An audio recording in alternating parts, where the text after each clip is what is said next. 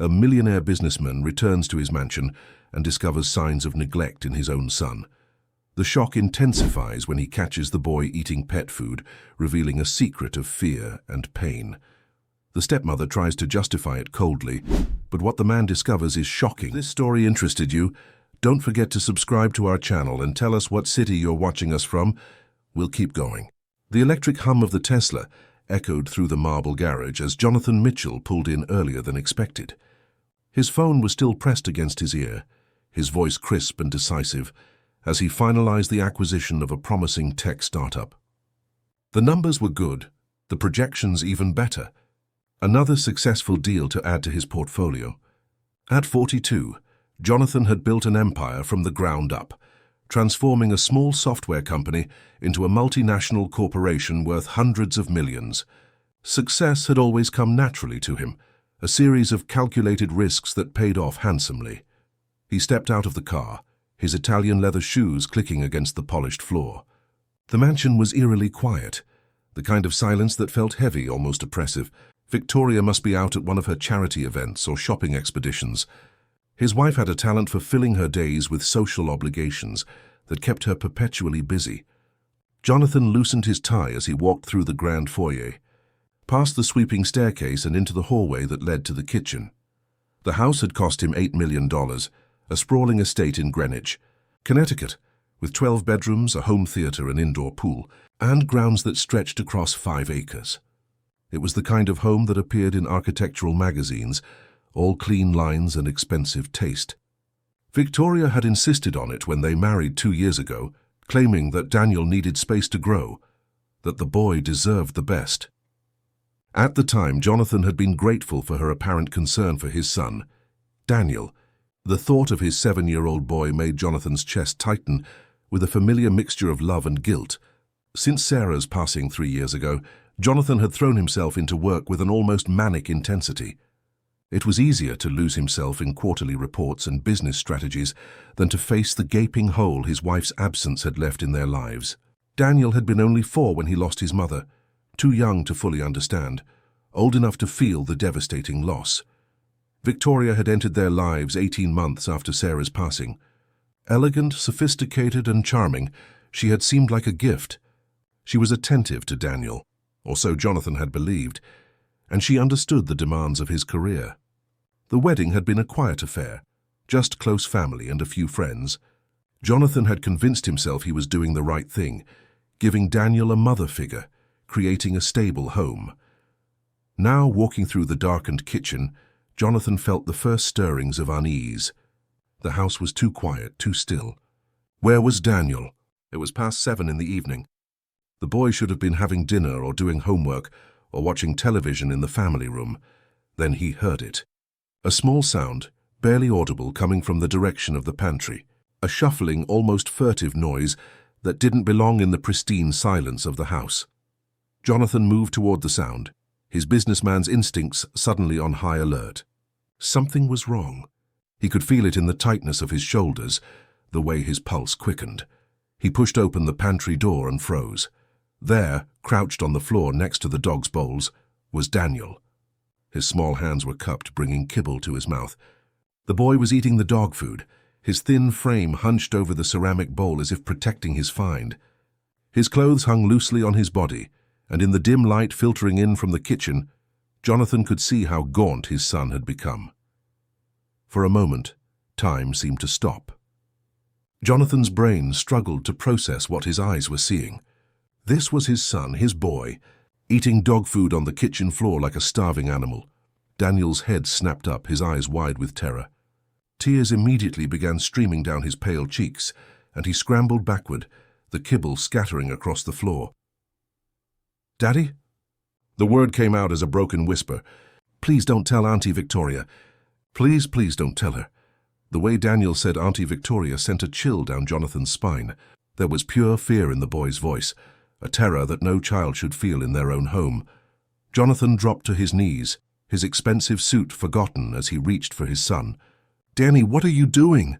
Why are you eating this?" The boy flinched away from his touch, and that small gesture hit Jonathan harder than any business failure ever had. His son was afraid of him, of the consequences. The realization was like a physical blow. "I was hungry," Daniel whispered, his voice so small, so defeated. "I didn't mean to be bad. I know dinner isn't until later, but my tummy hurt so much." Jonathan's hands were shaking as he gently cupped Daniel's face. The boy was thin. How had he not noticed? When was the last time he'd really looked at his son, really spent time with him? The guilt crashed over him like a wave. "You're not bad, Danny. You're never bad. Come here, let's get you some real food." But before Jonathan could stand, he heard the click of heels on the marble floor. Victoria appeared in the doorway, her designer dress immaculate, her makeup perfect. She took in the scene with a quick, assessing glance, and Jonathan saw something flicker across her face. Annoyance? Calculation? It was gone too quickly to identify. "Jonathan, you're home early." Her voice was smooth, controlled. "What's going on here?" Jonathan stood, positioning himself between Victoria and Daniel.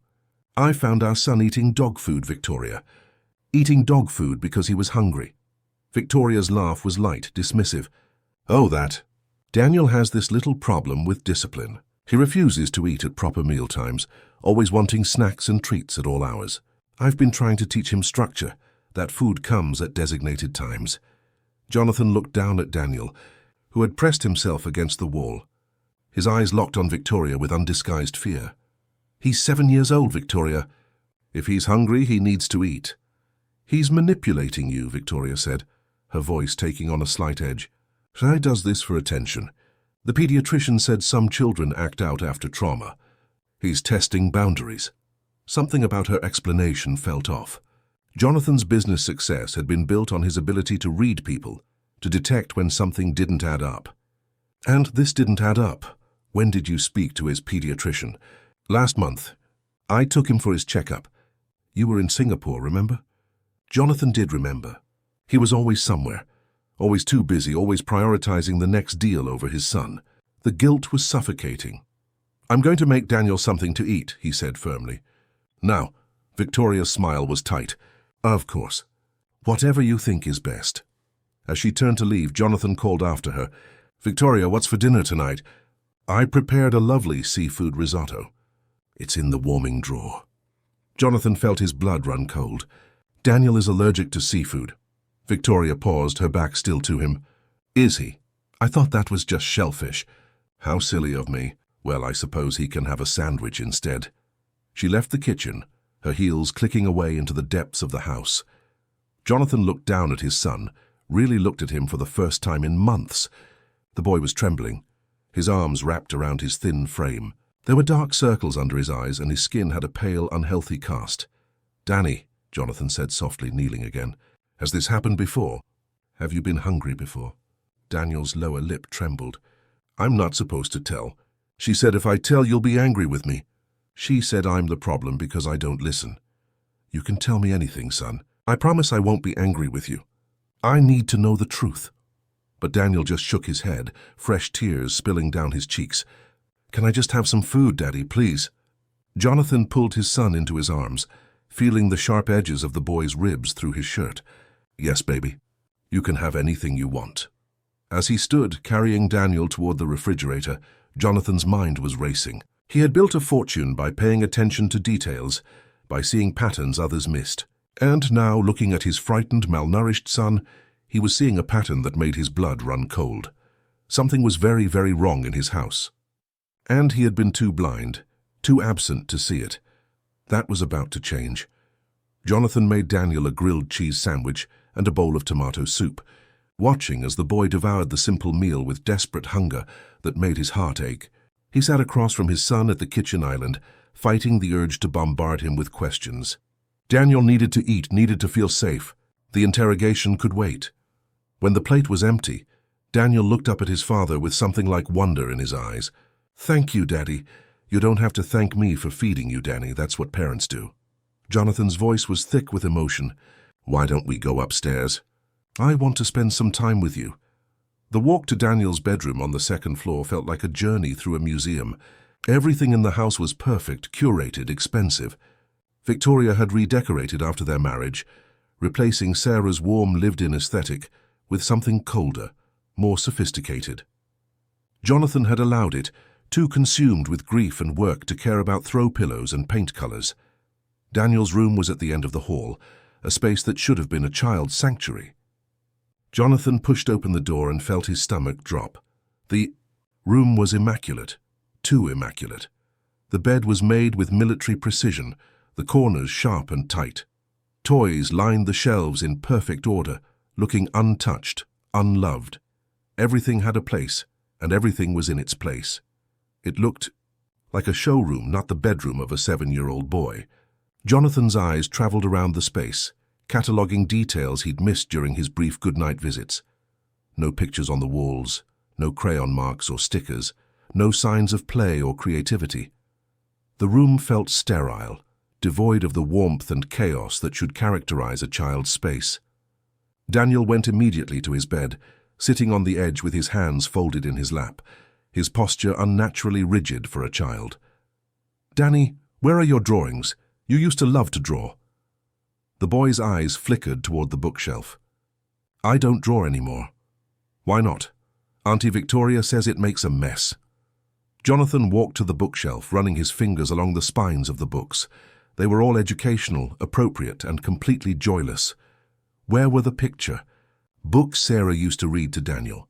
Where were the silly stories about dragons and dinosaurs? Behind a row of mathematics workbooks, his hand touched something different. He pulled out a stack of papers, carefully hidden away. Drawings, Daniel's drawings, crumpled and smoothed out again, as if someone had thrown them away and the boy had rescued them. Jonathan spread them on the floor, his throat tightening as he looked at his son's artwork. They were disturbing in their honesty. Dark figures looming over small ones, a child alone in a room with a large door, scribbled clouds of black and grey.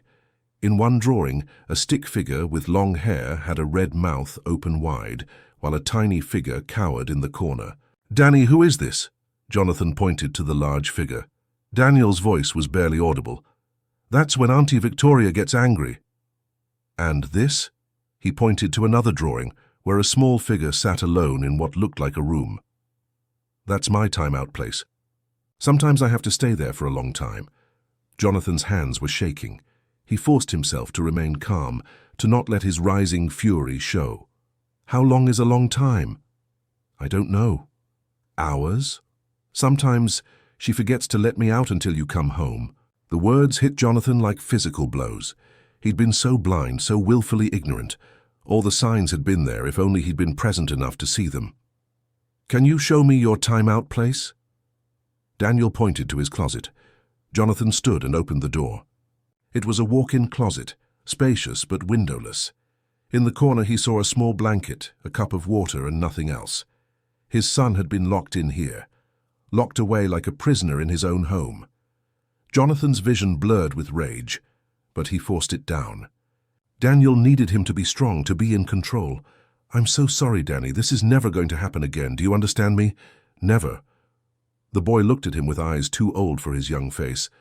"But Auntie Victoria says I need discipline. She says I'm difficult." "You're not difficult. You're a child, my child." Jonathan sat on the floor next to his son, pulling him close. "Has she hurt you?" Daniel hesitated, then slowly nodded. He pulled up the sleeve of his shirt, revealing small bruises on his upper arm, finger-shaped marks that made Jonathan's blood boil. "She grabs me sometimes when I don't listen fast enough." "Where else?" Daniel showed him more bruises, all in places that would be covered by clothing. Professional, calculated, Victoria had been careful. "Danny, have you been seeing your friends, going to play dates?" The boy shook his head. "Auntie Victoria says I need to focus on my studies. She says I'm behind the other kids and I can't waste time playing." Another lie. Daniel's teacher had sent home glowing reports about his academic progress. Jonathan had skimmed them, signed them, and filed them away without really reading them. "Do you go to the park? Play outside?" "Sometimes in the backyard, but only when you're home." Jonathan felt sick. His son had been isolated, controlled, systematically broken down, all while he'd been flying around the world, making money they didn't need. He gathered the drawings carefully, folding them with respect. "These are important, Danny. These are your voice. I'm going to keep them safe." Auntie Victoria threw them away. She said they were ugly. They're not ugly, they're honest, and they're going to help me make sure you're safe. Jonathan stood and began doing something he should have done months ago. He took the drawings and taped them to the walls, creating a gallery of his son's pain and fear, but also his resilience, his stubborn refusal to be completely silenced. Each piece of art was a testimony, a record of suffering that Jonathan had failed to prevent.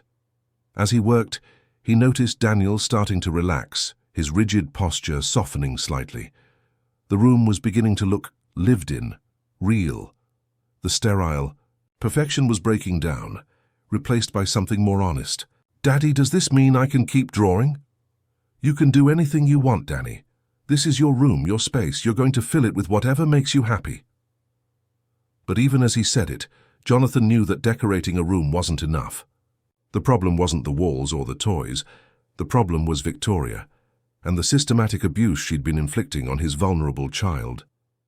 He thought about the scene in the kitchen, the way Daniel had flinched from him, the terror in his voice when he'd begged Jonathan not to tell Auntie Victoria, the seafood risotto despite knowing about Daniel's allergy, the locked closet, the bruises, the isolation. This wasn't discipline gone too far. This was deliberate, calculated cruelty. Jonathan pulled out his phone and took pictures of the bruises, the drawings, the sterile room, the closet. Evidence. He was going to need evidence. "Danny, I need to ask you something important. When Auntie Victoria locked you in the closet, did she give you food?" The boy shook his head.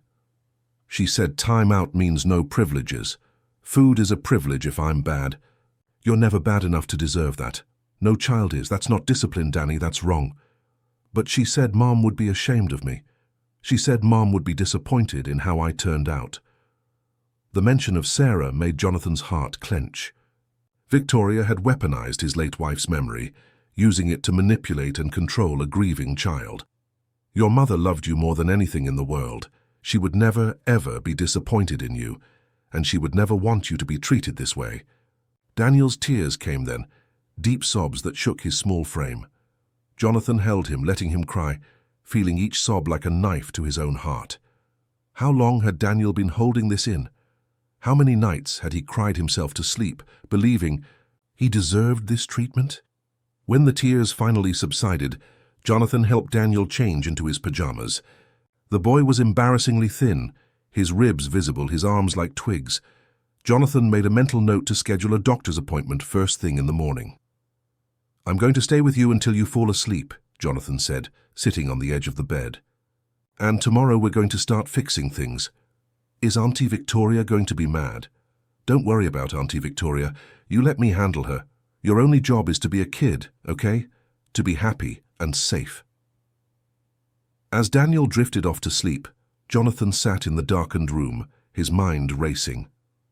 He thought about Victoria, about the woman he'd married. Had she always been this way and he'd been too blind to see it? Or had something changed, some mask slipped away once she'd secured her position in his life and his home?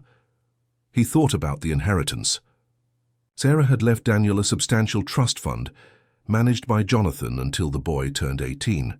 Victoria had no access to it, but she'd asked about it several times, probing about amounts and terms with what he'd thought was natural curiosity. The prenuptial agreement had been Victoria's idea, actually. She'd insisted on it, claiming she wanted to prove she wasn't marrying him for money. At the time, Jonathan had been touched by the gesture. Now he wondered what other protections she'd built into that document, what clauses he'd signed without reading carefully enough. His phone buzzed with an email, another acquisition opportunity, another chance to expand his empire. Jonathan deleted it without reading. His empire could wait. His son couldn't. He had built his success on decisive action, on seeing problems and solving them quickly and efficiently. This was the most important problem he'd ever faced, and he couldn't afford to get it wrong. Tomorrow he would call Robert Carson, his family attorney. Tomorrow he would document everything, build a case, take action. But tonight he would stay here, keeping watch over his sleeping son, making up for all the nights he hadn't been there. The house settled around him, quiet except for Daniel's soft breathing. Somewhere downstairs, Victoria was probably in the master suite, secure in her position, confident in her control. That confidence was about to be shattered. Jonathan waited. until Daniel was deeply asleep before he made his way downstairs. The house felt different now, as if a veil had been lifted to reveal something rotten beneath the polished surface. Every expensive fixture, every piece of designer furniture seemed to mock him. What good was wealth if he couldn't protect his own child? He found Victoria in the formal dining room, a room they rarely used. She'd set the table with their finest china, the seafood risotto elegantly plated, alongside a crisp white wine. She'd changed into a different dress, something more fitted, more alluring. Candles flickered on the table. She looked up as he entered, her smile practiced and perfect. "I thought we could have a proper dinner, just the two of us. I'm sorry about the confusion earlier. Sometimes I forget about Daniel's dietary restrictions. You know how busy things get." Jonathan remained standing, his hands in his pockets to hide their shaking. "We need to talk about Daniel." "Of course," Victoria gestured to the chair across from her. "Sit, have some wine." "Oh, you look tense." He didn't sit. "Why is my son so thin?" Victoria's smile flickered just for a moment. "He's naturally slight. Like you were at that age, or so you've told me." "I saw his ribs, Victoria. He's malnourished. That's dramatic. He eats perfectly well at mealtimes. The pediatrician said he's fine. Then I'll schedule another appointment and hear it myself." Jonathan watched her carefully, reading her reactions, the way he'd read hundreds of business adversaries across conference tables. "Why did you serve seafood tonight, when you know Daniel is allergic?" "I told you I forgot." "It's not deliberate." Her voice took on an edge of exasperation. "You're making a mountain out of a molehill. One simple mistake and suddenly I'm the villain?" "It's not just tonight. The bruises on his arms, the locked closet, the fear in his eyes when he begged me not to tell you he was hungry." Victoria set down her wineglass with deliberate care. "Those bruises are from playing. Boys his age are clumsy, and the closet is a time-out space, Jonathan. Every parenting book recommends a quiet place for children to calm down when they misbehave. For hours at a time? Without food? He told you that." Victoria's laugh was sharp. "He's exaggerating, trying to get attention. Children do that, especially ones who've experienced trauma." "He's manipulating you, can't you see that?" Jonathan pulled out his phone, showing her the photos he'd taken. "These are his drawings, Victoria. Look at them. Really look at them." She glanced at the screen dismissively. "Dark scribbles. He has a morbid imagination. His therapist said it's normal for children processing grief." "What therapist?" "Daniel doesn't have a therapist." Victoria's expression shifted, a tiny crack in her composure. "I meant the school counselor. She mentioned it at the parent-teacher conference." "The conference I couldn't attend because I was in Tokyo, the one you went to alone." Jonathan's voice was cold now, all business. "What exactly did the counselor say?" "That Daniel is doing fine academically, but remains withdrawn socially. She suggested he's still adjusting to having a new mother figure." Every answer was smooth, rehearsed. But Jonathan had spent 20 years negotiating deals, spotting lies, finding weaknesses. Victoria was good, but she wasn't good enough. "Why doesn't Daniel have any friends over? Why doesn't he go to play dates?" "Because he's shy.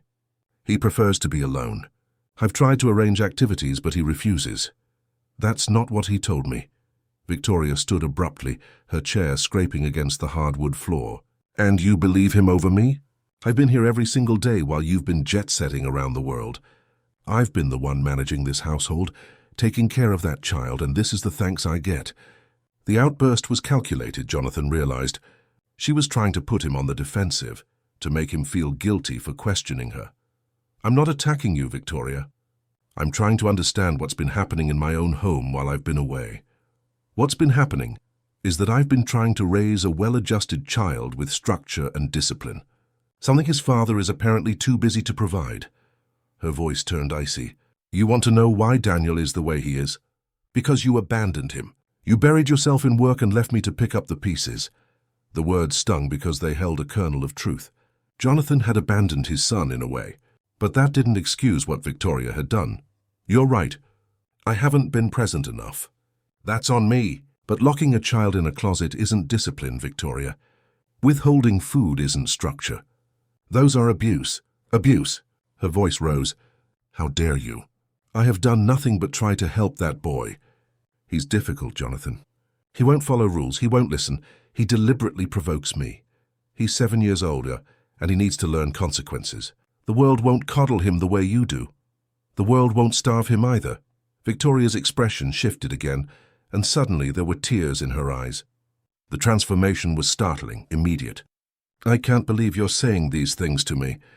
I love that boy like he's my own. Yes, I've been strict sometimes, maybe too strict, but it's because I care. I want him to grow up to be strong and successful like his father. She moved toward Jonathan, her hand reaching for his arm. I'm sorry if I've been too rigid. I'll do better. We can work on this together. Please don't let a misunderstanding ruin what we've built. Her fingers trailed down his sleeve, her voice softening, becoming almost seductive. Come to bed. Let's talk about this in the morning when we're both calmer. You're jet-lagged and stressed. Everything will seem clearer after a good night's sleep. Jonathan stepped back out of her reach. For the first time, he saw Victoria clearly, without the fog of grief and loneliness that had clouded his judgment when they'd met. She was beautiful, polished, and completely calculating. Every tear, every gesture, every word was a performance designed to manipulate. You're not sleeping in our room tonight, he said quietly. You'll take the guest suite. The tears vanished instantly, replaced by cold fury. You're throwing me out of my own bedroom? It's my house, Victoria. My bedroom. And until we get this sorted out, I want you away from Daniel. You can't do this. I'm your wife, and he's my son. If I have to choose, there's no contest. Victoria's mask dropped completely. Her face hardened, her eyes turning glacial. You're making a mistake. A huge mistake. You have no idea what I've sacrificed for this family, for that ungrateful brat. Don't call him that. Why not? It's the truth. He's a burden, Jonathan. A constant reminder of your perfect dead wife. I've tried to make him better, to shape him into something worthwhile, and this is what I get. The venom in her voice was startling in its honesty. This was the real Victoria, the one she'd hidden behind charm and grace. Pack a bag. Take the guest suite. We'll discuss this further with lawyers present. Lawyers? Victoria laughed, but there was no humor in it. You're threatening me with lawyers? Over a spoiled child's lies? He's not lying. Prove it. I have pictures. I have his drawings. I have his testimony. The ravings of a traumatized child with an overactive imagination. No court would listen to that over the word of his devoted stepmother. Victoria picked up her wineglass, her hand perfectly steady. You're not thinking clearly, Jonathan. You're letting emotion cloud your business judgment. Think about what a scandal would do to your company. The headlines. Tech mogul's messy divorce. Your shareholders would love that. I don't care about shareholders right now. You should, because I'll make sure everyone knows what kind of father you really are. Absent, neglectful, so consumed with making money that you didn't notice what was happening under your own roof. You think you'll come out of this looking good. There it was, the threat he'd been waiting for. Victoria wasn't going to go quietly. Do whatever you need to do, Jonathan said, but you're not going near my son. Victoria set down her glass and picked up her phone. I'm calling my lawyer. You'll be hearing from her in the morning. And Jonathan, you're going to regret this.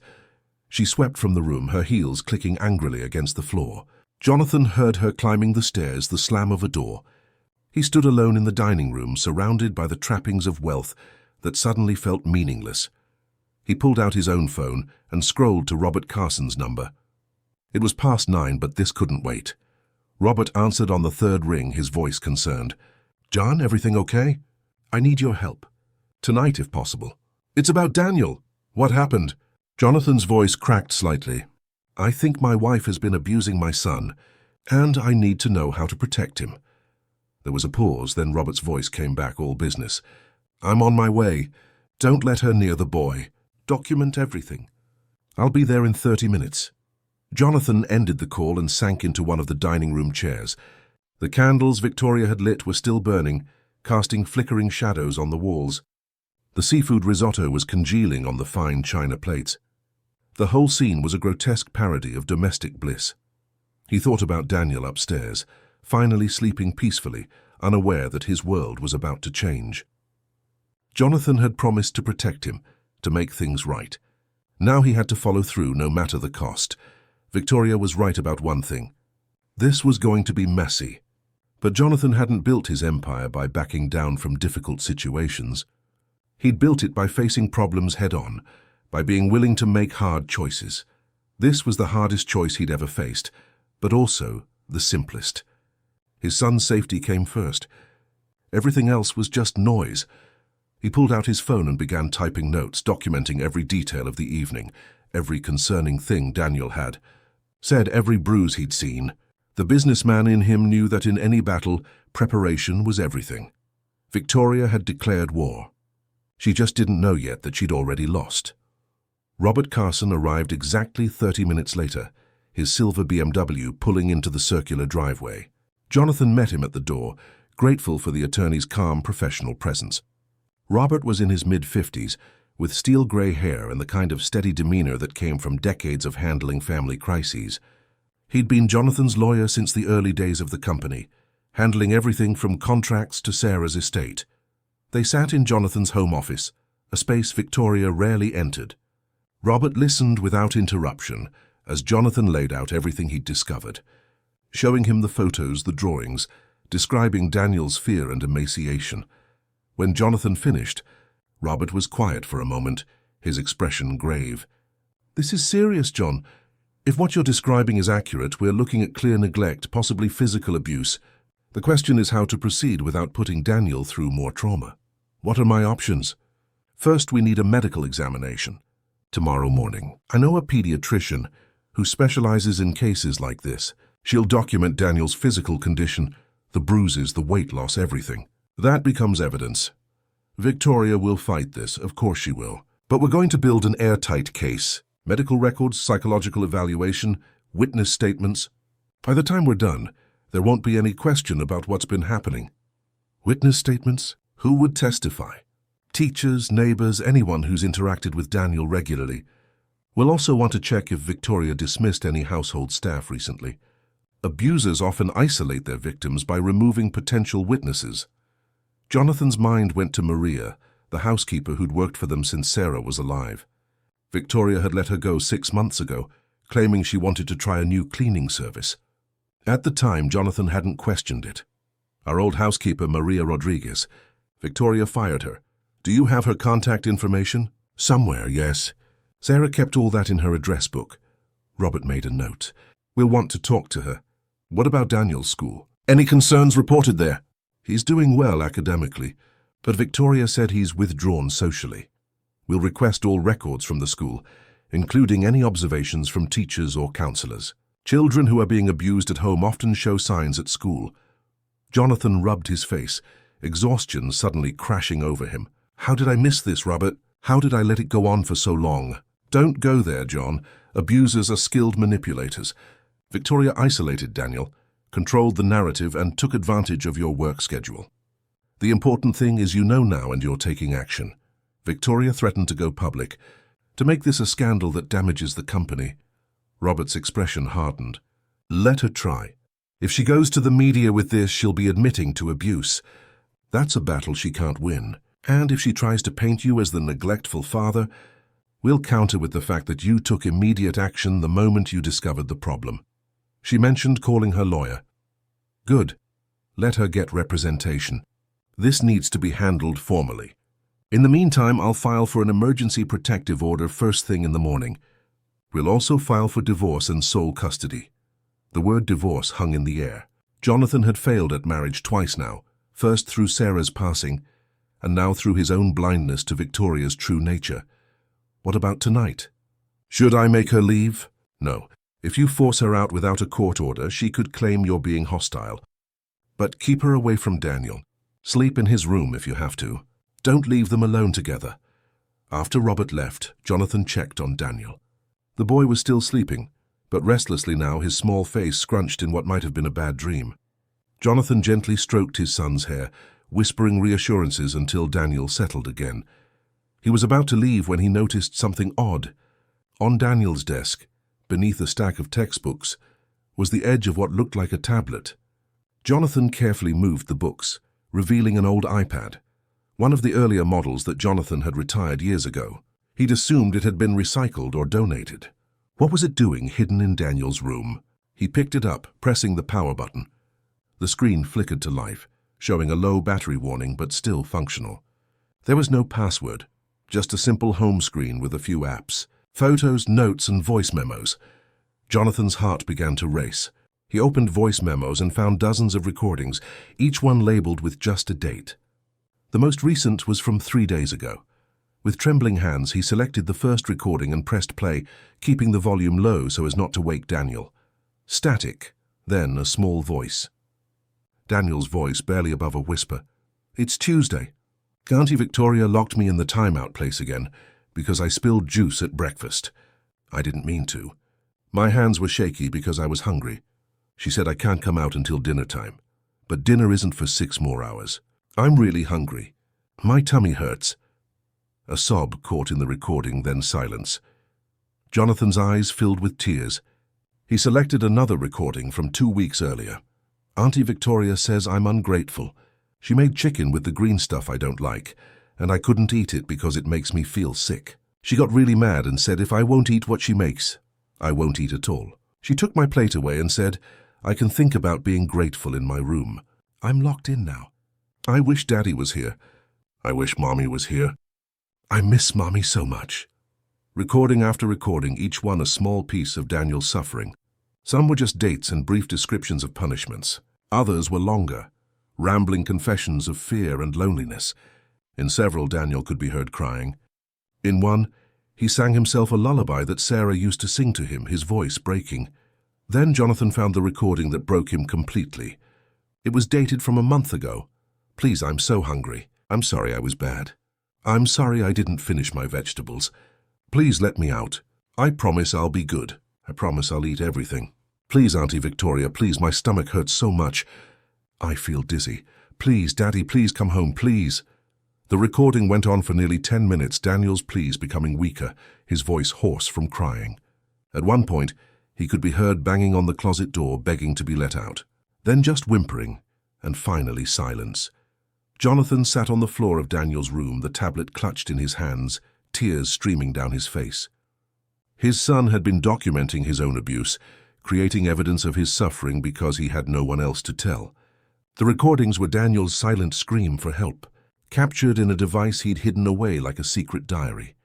How many times had Jonathan come home, kissed Daniel goodnight, and left again for another business trip, completely unaware that his son was being systematically tormented? How many times had Daniel wanted to tell him but been too afraid? He forced himself to listen to more recordings, each one adding to the picture of calculated cruelty. Victoria had been careful to time her punishments for when Jonathan was away or distracted. She'd been strategic about the abuse, leaving marks where they wouldn't be visible, crafting explanations that sounded reasonable. But she hadn't counted on Daniel finding a way to preserve the truth. Jonathan carefully downloaded all the recordings to his phone, creating backups on his computer and cloud storage. This evidence was going to bury Victoria. There was no talking her way out of the child's own voice describing his suffering. He looked at his sleeping son with a mixture of heartbreak and fierce pride. Daniel had been so much stronger than anyone had given him credit for. In his own way, he'd been fighting back, documenting the abuse, keeping a record even when he felt powerless. Jonathan gently placed the tablet back where he'd found it, not wanting Daniel to wake up and feel exposed or ashamed. Tomorrow they would talk about the recordings. Tonight, Jonathan would just keep watch. He pulled a chair close to Daniel's bed and settled in for a long night. Every so often, Daniel would stir, and Jonathan would reach out to touch his shoulder, reassuring him with his presence. The boy would settle again, seeming to sense that he was protected. Around 2 in the morning, Jonathan heard footsteps in the hallway. Victoria. She paused outside Daniel's door, and Jonathan tensed, ready to intervene if she tried to enter. But after a moment, the footsteps continued down the hall to the guest suite. Jonathan pulled out his phone and sent a text to Robert, even though he knew the attorney was likely asleep. He needed to get this out while the rage and grief were fresh. Found recordings. Daniel documented everything. Voice memos of him begging for food, crying while locked in closet. It's worse than I thought. Much worse. The phone buzzed almost immediately. Robert must have been awake too. Don't delete anything. Don't alter anything. That's powerful evidence. We meet with Dr. Patterson at 9 a.m. Bring the tablet. And John, you're doing the right thing. That boy is lucky to have you. Jonathan wasn't so sure about that last part.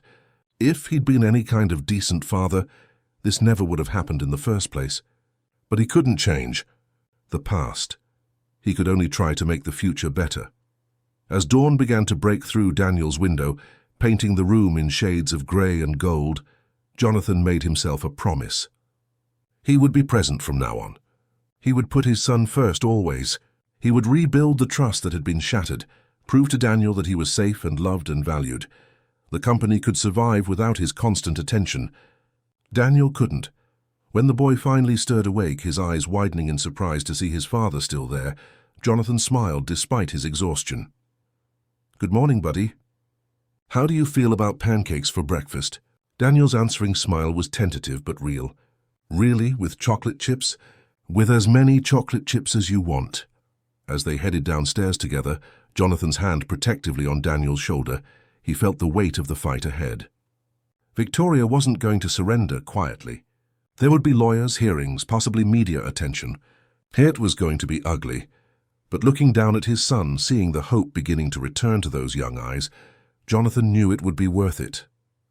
Every battle, every headline, every difficult moment would be worth it if it meant Daniel could be a child again, safe and happy in his own home. The war had just begun, but Jonathan had no intention of losing. The morning light filtered through the kitchen windows as Jonathan mixed chocolate chips into pancake batter.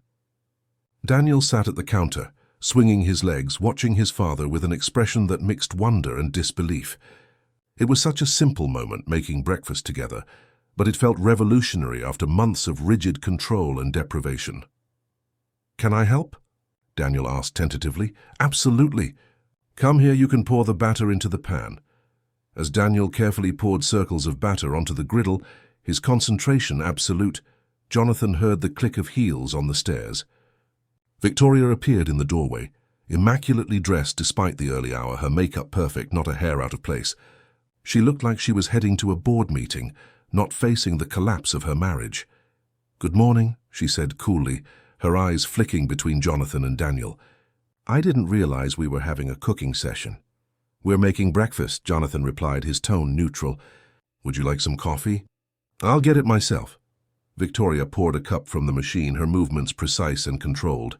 "Daniel, sweetheart, don't you have homework to finish before school?" Daniel's shoulders tensed and he looked up at his father uncertainly. "It's fine, Danny. Finish helping me with breakfast."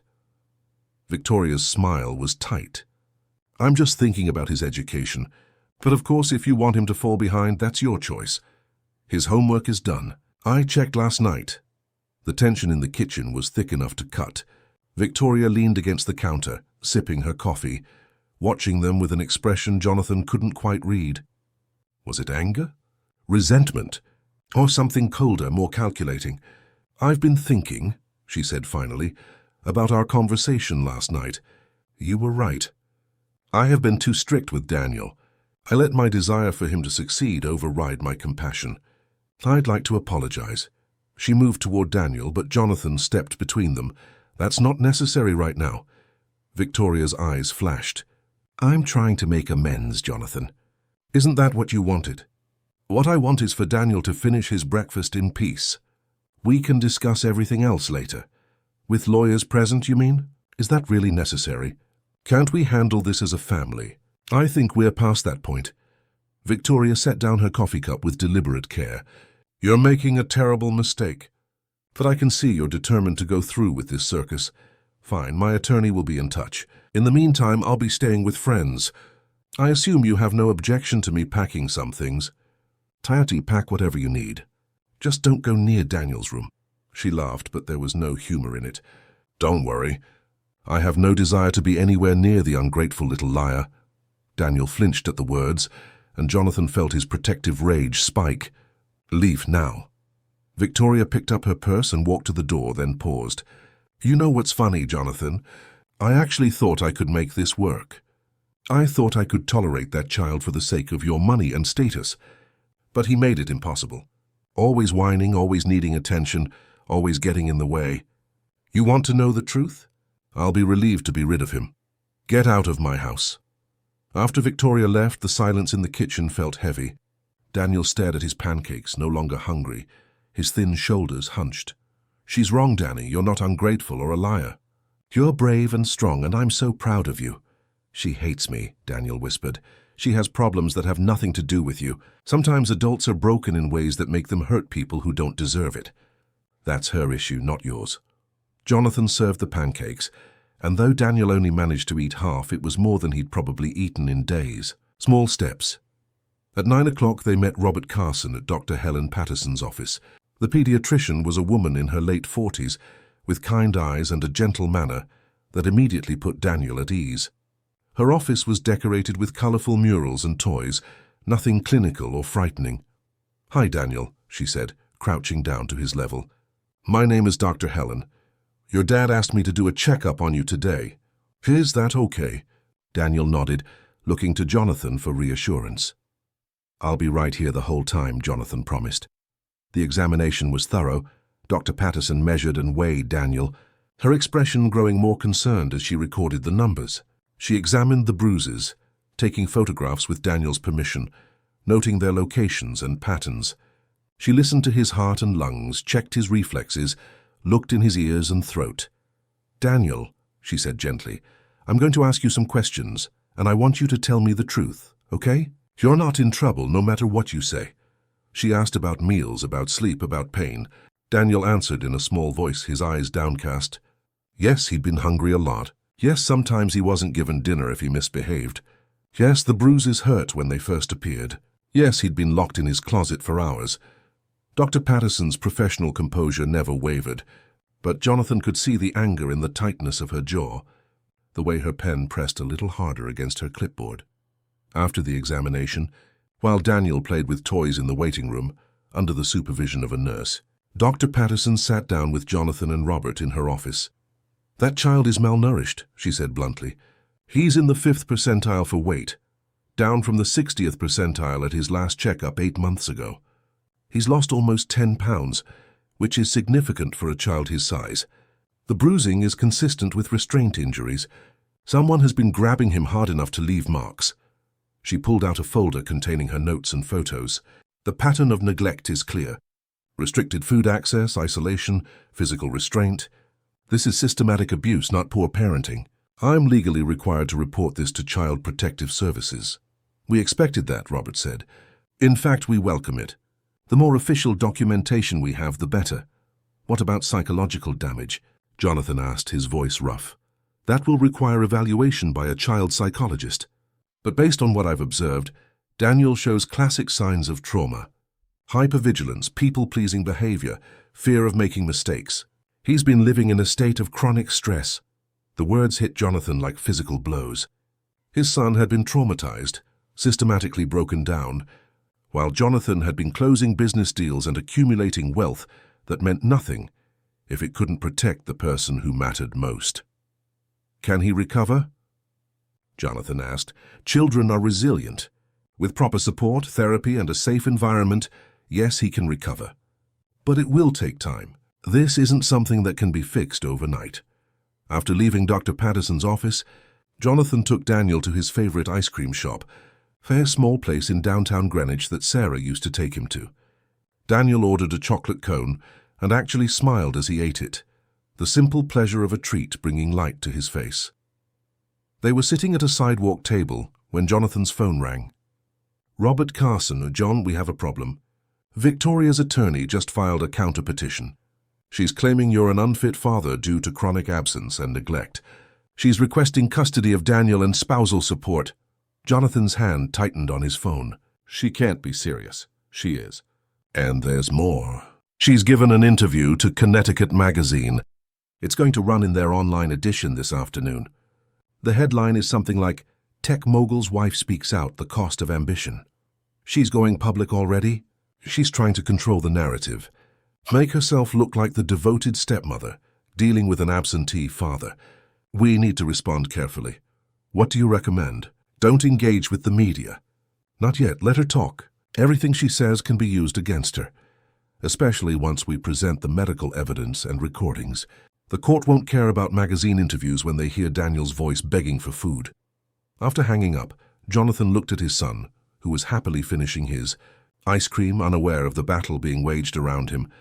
He made a decision then, Whatever Victoria threw at him, whatever headlines appeared, whatever rumors spread through Greenwich's social circles, he would not let it touch Daniel.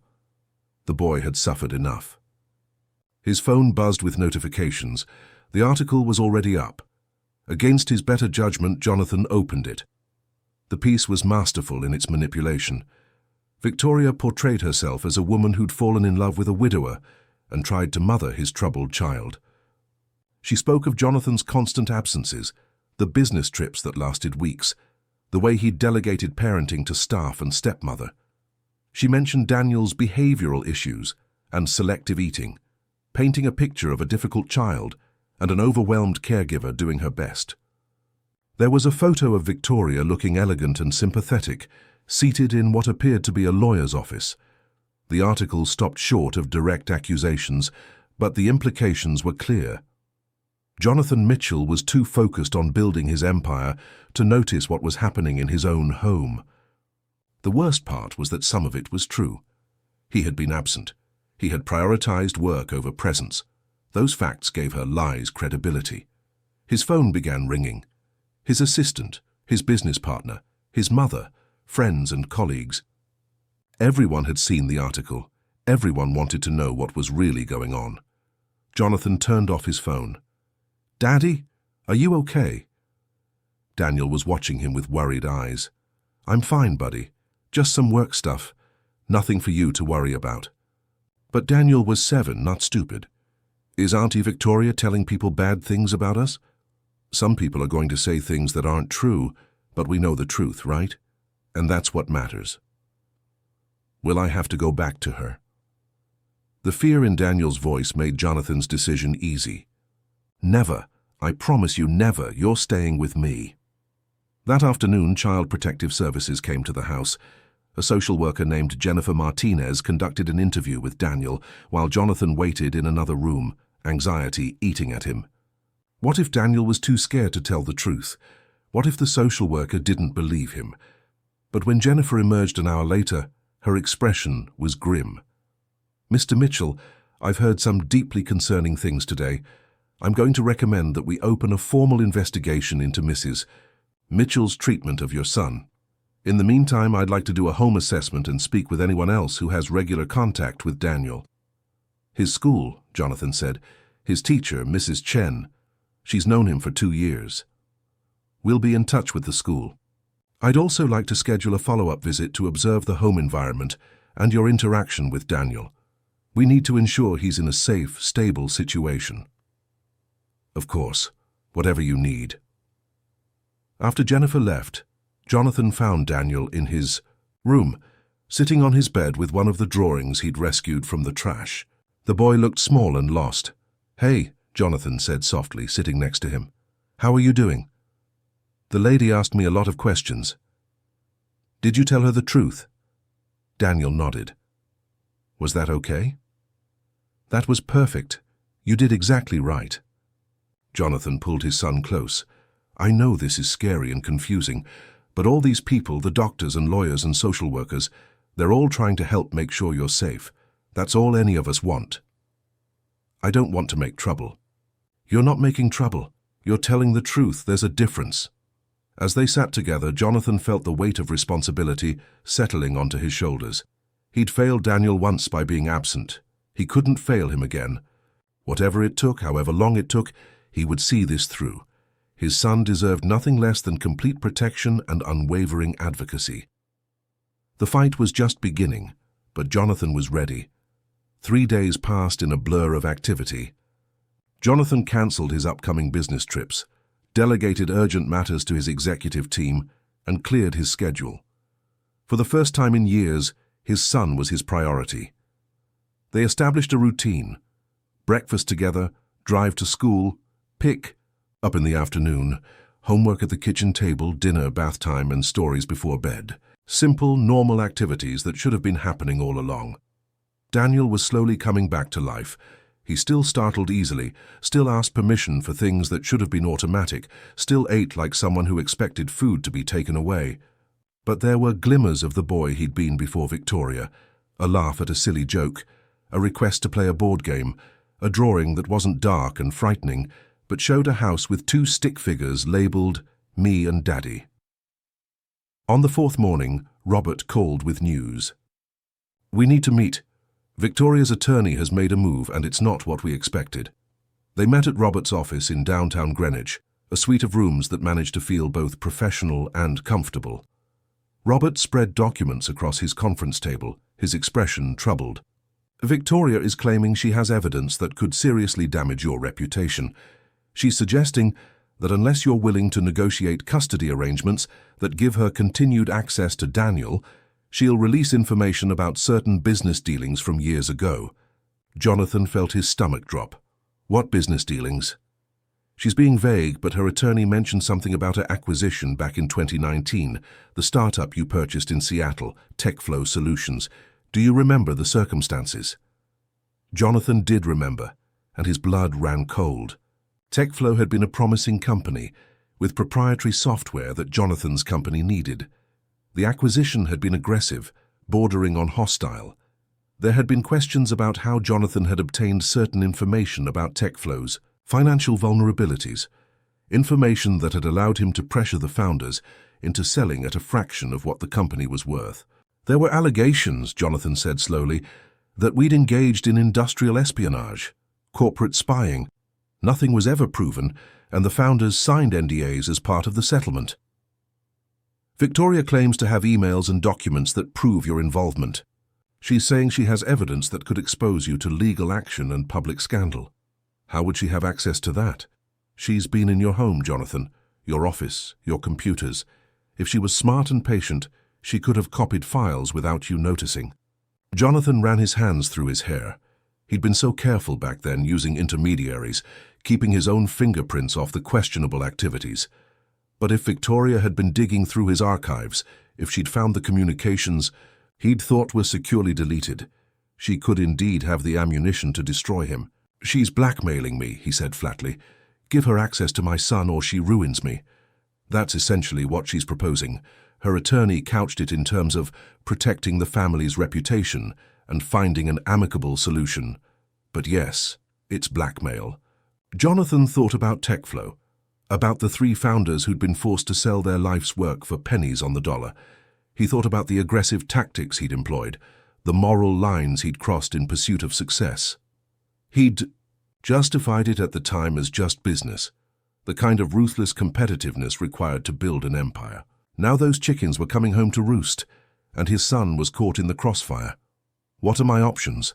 Legally, if she releases privileged information, she's committing a breach of privacy. We can sue, but the damage would already be done. Once that information is public, your reputation takes a hit regardless of the legal outcome. Your board might lose confidence. Shareholders could demand changes. Your competitors would have a field day. What's she asking for? Robert pulled out a document. Joint custody with alternating weeks. She wants to remain in the house with Daniel when it's her custody time. She wants $50,000 a month in spousal support, and she wants you to drop all allegations of abuse. Absolutely not.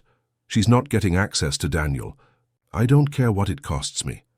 John, think about this carefully. If she releases this information, it could destroy everything you've built. Your company, your reputation, your standing in the community. That's a high price to pay. My son is not negotiable. Jonathan's voice was steel. I will not put him back in that woman's custody for even one day. If she wants to burn me down, let her try. Robert studied him for a long moment. You're sure about this? Once you refuse her terms, there's no going back. She'll release everything she has. I'm sure. My son's safety is worth more than my reputation. All right, I'll convey your response. But prepare yourself, John. This is going to get ugly. That night, Jonathan sat with Daniel after dinner, trying to find the right words to explain what was coming. Danny, you know how Auntie Victoria is very angry right now. Daniel nodded, his eyes wide. She might say some things about me that aren't nice, things that might be on the news or in the newspaper. I want you to know that no matter what she says, I love you, and I'm not going anywhere.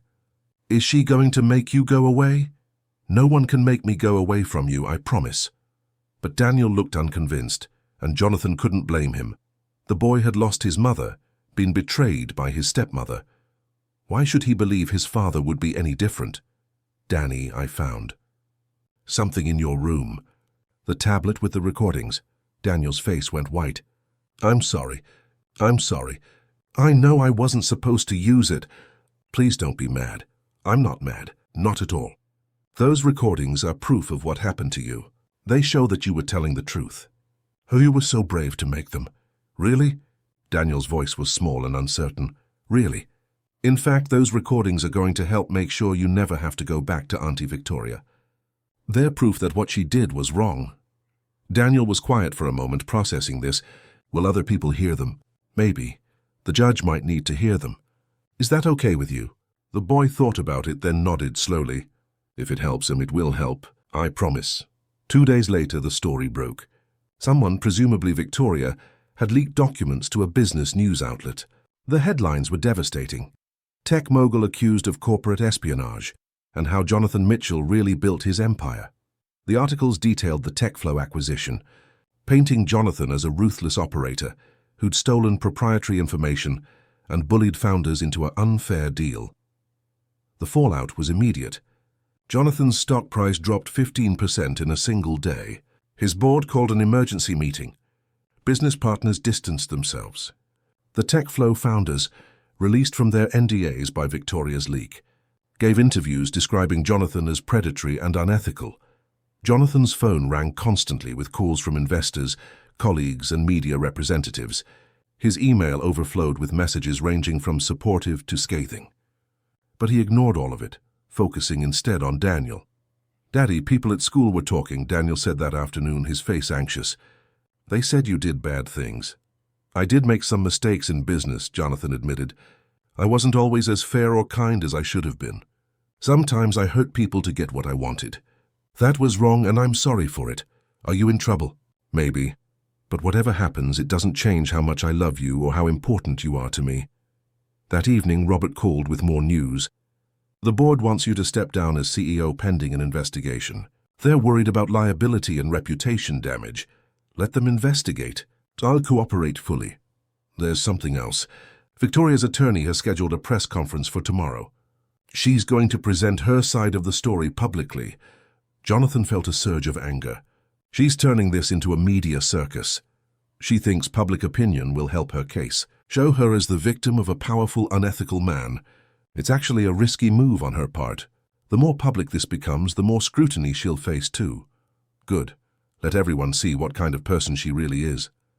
But that night, lying in bed unable to sleep, Jonathan felt the weight of his choices crushing down on him. He had cut corners, hurt people, prioritized profit over principle. He'd been so focused on building success that he'd lost sight of what really mattered, and now his son was paying the price for his moral compromises. Around midnight, Daniel appeared in his doorway, clutching a stuffed bear that had been Sarah's gift years ago. I had a bad dream, the boy whispered. Come here, buddy. Daniel climbed into bed next to him, and Jonathan wrapped his arms around his son's small frame, feeling the steady beat of the child's heart against his chest. Daddy, even if you did bad things, I still love you. You're still my daddy. The words broke something in Jonathan. Tears spilled down his cheeks as he held his son close. I love you too, Danny, so much, and I'm going to do better. I'm going to be the father you deserve. You already are, Daniel murmured, already drifting back to sleep. As his son slept peacefully beside him, Jonathan made a vow. Victoria could destroy his business reputation, could cost him his company, could turn him into a pariah in the business community. He would pay whatever price necessary. But she would never ever get her hands on Daniel again. Some things were worth more than success, more than wealth, more than reputation. His son's safety and happiness topped that list. The next morning would bring Victoria's press conference, more headlines, more damage to his carefully constructed empire. But Jonathan faced it without fear. He'd made his choice. He'd chosen his son over everything else. And unlike the TechFlow deal, unlike all the other compromises and moral shortcuts of his career, this was a decision he would never regret. The empire he'd built might crumble, but the relationship he was rebuilding with Daniel would stand firm. That was the only legacy that really mattered. Victoria's press conference was held at a luxury hotel in downtown Greenwich, the kind of venue that suggested importance and credibility. Jonathan watched it on his laptop while Daniel was at school, forcing himself to witness Victoria's performance. She looked impeccable, dressed in a tasteful navy suit, her hair and makeup perfect. She sat at a table with her attorney, a sharp-eyed woman named Karen Blackwell, who specialized in high-profile divorces. The room was full of reporters, cameras flashing, microphones crowding the table. "I want to start by saying that I love my stepson very much," Victoria began, her voice quavering slightly, her eyes glistening with what might have been tears. "Everything I've done has been out of concern for his well-being. Being a stepmother is challenging, especially to a child who has experienced such tremendous loss. I tried my best, but it was never enough for a man who was rarely home to see the reality of our daily struggles." She dabbed at her eyes with a tissue, a gesture that struck Jonathan as calculated. "When I married Jonathan, I knew he was driven and ambitious.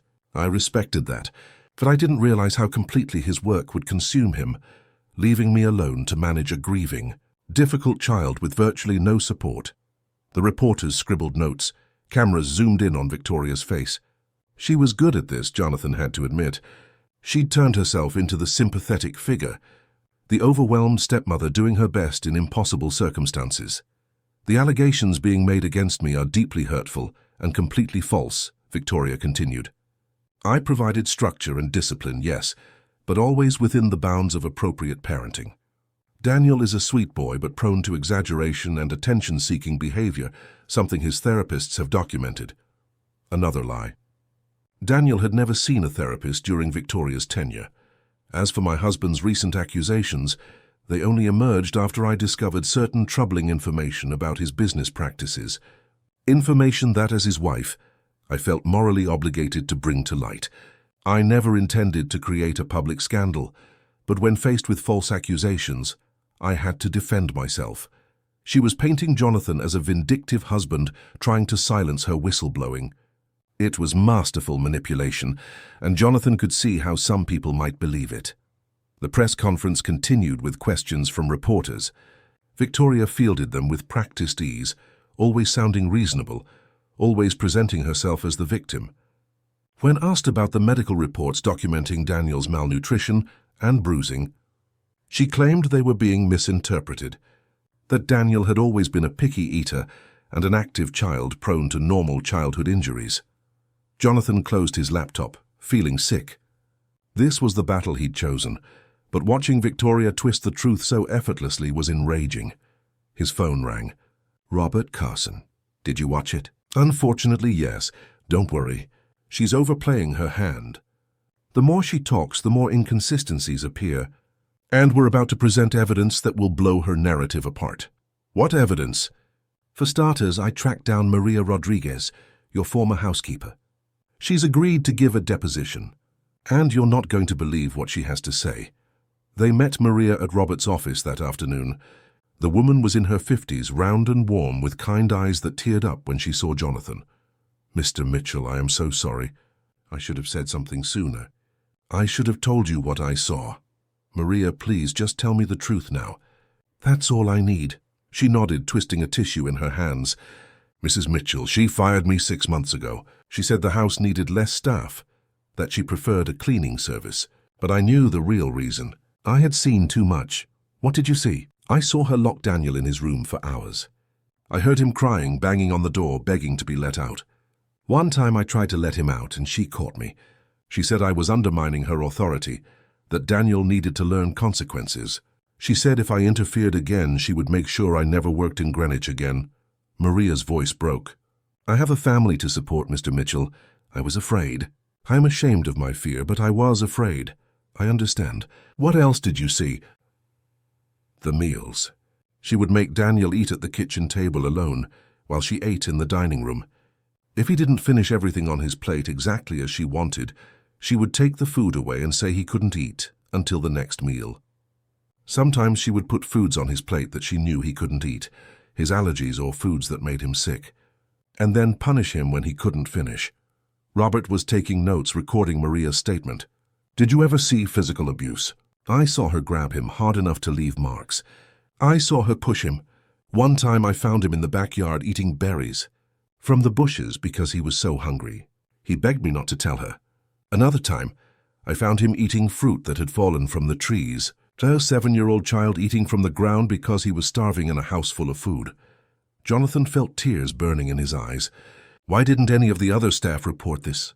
There was no other staff, Mr. Mitchell. Mrs. Mitchell got rid of everyone except the gardener, and he only comes twice a week. She wanted no witnesses. She was very careful about that. Did Daniel ever try to tell you what was happening? Maria nodded, wiping her eyes. Once he asked me if I could call you. He said he missed you and wanted you to come home. Mrs. Mitchell overheard and told him that bothering you with complaints would make you angry, that you might send him away to boarding school if he was too much trouble. The poor child was terrified. Robert leaned forward. Maria, would you be willing to testify to all of this in court? Yes, I should have spoken up sooner. I will not stay silent anymore. After Maria left, Robert looked at Jonathan with something like triumph in his eyes. That's the kind of testimony that changes cases. A neutral party with no agenda, corroborating everything Daniel has said. Add that to the medical evidence and the recordings, and Victoria's story falls apart. What about her accusations against me? The TechFlow situation? We're not going to pretend it didn't happen, but we're going to make sure the judge understands that whatever you did in business has no bearing on your fitness as a father. Your business ethics and your parenting are separate issues. Victoria's trying to conflate them, but we won't let her. Over the next few days, more people came forward. Daniel's teacher, Mrs. Chen, provided a statement describing how Daniel had changed over the past year. He used to be bright and engaged, she wrote, but over the past several months he became withdrawn. He fell asleep in class multiple times. He looked thin and unwell. Once I saw him taking crackers from the classroom snack bin and hiding them in his backpack. When I asked if he was hungry, he became frightened and begged me not to tell his stepmother. I reported my concerns to the school counselor, but I don't know if any action was taken. The school counselor, when contacted, admitted she'd made notes about Daniel's concerning behavior, but had been reassured by Victoria during a parent conference that everything was fine at home. Mrs. Mitchell was very convincing, the counselor said. She explained that Daniel was going through behavioral issues related to his mother's passing, and that they were working with professionals. She asked me not to bother Mr. Mitchell with these concerns, because he was dealing with tremendous work stress. I should have pushed harder. I should have insisted on speaking with Mr. Mitchell directly. Even the gardener, Marco, who came twice a week to maintain the grounds, had a story to tell. I saw the boy Daniel crying in the garden sometimes. Once I asked if he was okay. He said he was fine, but he looked scared. Another time, I saw through the window that he was locked in a room, pounding on the door. I thought maybe it was normal, how rich people discipline their kids. I didn't know. I should have known. Each testimony added another piece to the puzzle, creating a picture of systematic isolation and abuse. Victoria had been careful to hide her actions from Jonathan, but she hadn't counted on how many other eyes had seen fragments of the truth. The Child Protective Services investigation progressed. Jennifer Martinez conducted multiple home visits, observing Jonathan's interactions with Daniel, noting the boy's increasing comfort and security. She interviewed Daniel several more times, and her reports consistently supported the conclusion that the child had been neglected and abused. The change in Daniel's demeanor is remarkable, Jennifer wrote in one report. In the presence of his father, he appears relaxed and happy. He smiles, laughs, and engages in age-appropriate play. He eats regular meals without fear or restriction. The contrast to his previous withdrawn and anxious state is striking. But Victoria's legal team wasn't backing down. They filed motions challenging the medical evidence, questioning the credibility of witnesses, suggesting that Jonathan was coaching Daniel to lie. They painted him as a desperate man trying to cover his own failings by scapegoating his innocent wife. This is a classic case of projection, Victoria's attorney argued in court filings. Mr. Mitchell, guilty of serious ethical violations in his business dealings, is attempting to deflect scrutiny by manufacturing allegations against his wife. His sudden interest in parenting only emerged after Mrs. Mitchell discovered his wrongdoing. The timing is suspicious and reveals his true motivations. The media ate it up. The story had everything: Wealth, scandal, accusations of child abuse, corporate espionage, a bitter divorce. Jonathan couldn't go anywhere without being recognized, without seeing whispers and pointing fingers. His company's stock continued to decline. Several major clients suspended their contracts pending the outcome of investigations. But through it all, Jonathan focused on Daniel. They established new routines, new traditions. Friday nights were movie nights, with popcorn and Daniel's choice of film. Saturday mornings were pancake mornings, with Daniel helping to mix the batter and choosing the toppings. Sundays they went to the park or the aquarium, or just for long walks talking about everything and nothing. Daniel was slowly healing. He still had nightmares sometimes, still showed signs of trauma. But he was laughing more, eating more, drawing pictures that showed happiness instead of fear. One evening, as they sat together reading before bed, Daniel looked up at his father with serious eyes. "Daddy, if you lose your company because of me, will you be sad?" Jonathan set down the book and pulled his son close. "First, I'm not losing anything because of you. This is because of choices I made. Second, even if I did lose the company, I wouldn't be sad. Do you know why?" "Why?" "Says, because I'd still have the most important thing in the world. I'd still have you. Companies can be rebuilt. Money can be made again. But you, Danny, you're irreplaceable. You're the best thing that ever happened to me. And no amount of money or success is worth more than you." Daniel hugged him tight, his small arms surprisingly strong.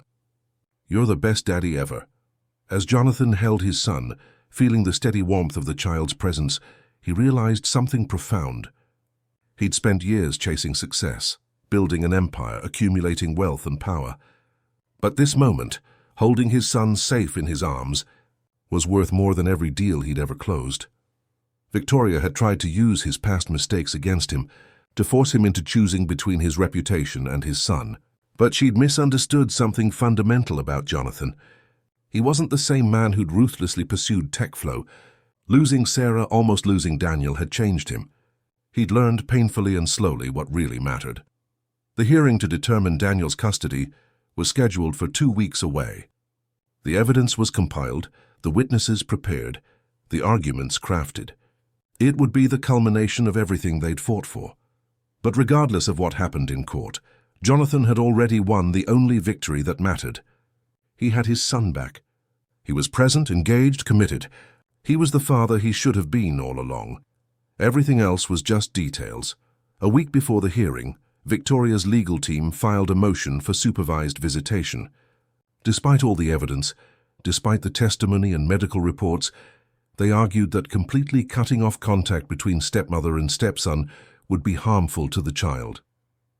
They cited research about attachment and family bonds, painted Victoria as a flawed but loving parent who deserved a chance to maintain her relationship with Daniel. The judge granted the motion. 1 hour of supervised visitation at the courthouse, with a child psychologist present. Jonathan received the notice with a mixture of anger and dread. "Do I have to?" Daniel asked when Jonathan explained what would happen.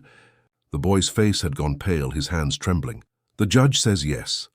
But I'll be right there, just outside the room. The psychologist, Dr. Sarah Williams, will be with you the whole time. Victoria can't hurt you. You're completely safe. But what if she gets mad? Then Dr. Williams will end the visit immediately. And you can leave any time you want. If you feel scared or uncomfortable, you just say the word and we're done." "Okay." Daniel nodded, but his anxiety was palpable. That night he had nightmares again, crying out for his mother. Jonathan held him, soothing him back to sleep, his heart breaking for what his son was about to endure. The day of the supervised visit, they arrived at the courthouse together. Dr. Williams met them in a waiting area. She was a woman in her 40s with a gentle manner and intelligent eyes. "Hi, Daniel," she said, kneeling to his level. "I'm Dr. Sarah. I'm going to be in the room with you the whole time today. My job is to make sure you feel safe and comfortable. If anything bothers you, you tell me immediately, okay?"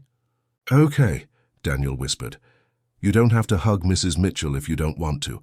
You don't have to sit close to her. You can stand by the door if that makes you feel better. This is all about what makes you comfortable. Do you understand?" Daniel nodded, his hand gripping Jonathan's tightly. When Victoria arrived, she looked different.